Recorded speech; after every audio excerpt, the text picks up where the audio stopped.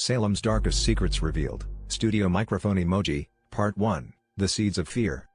In the cold winter of 1692, in a small Puritan village called Salem, Massachusetts, an invisible fear began to grow. Fog emoji. It started with strange behavior.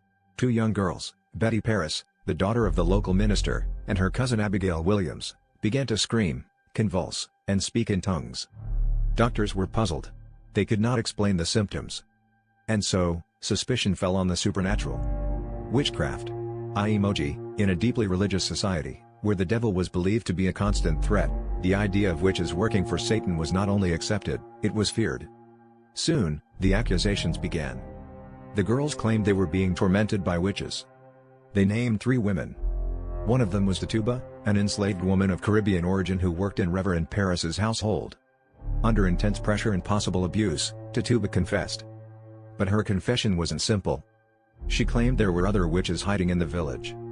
This lit a spark, and the flame spread quickly. Fire emoji. Panic consumed Salem. Neighbors turned on each other. Old grudges became deadly weapons.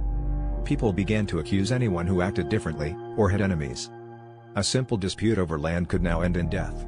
Scroll emoji. The Puritan belief system was rigid. They believed that the devil could enter a person's body, and use them to harm others.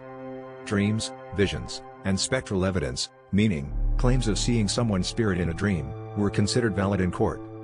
This meant that if someone said, "I saw your ghost pinching me," it could be enough to send you to jail. It was a terrifying time.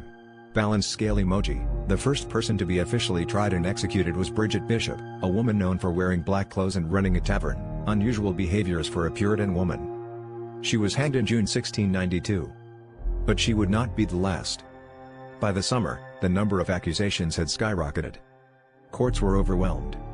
Judges relied more and more on spectral evidence, and on the words of the so-called afflicted girls.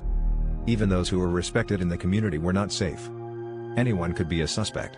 Broken heart emoji. Families were torn apart. Friends betrayed one another. Prisons filled with people, young and old, rich and poor. Many confessed just to avoid execution. But even confessions were not always enough to save them. Candle emoji. Behind the hysteria were deeper tensions.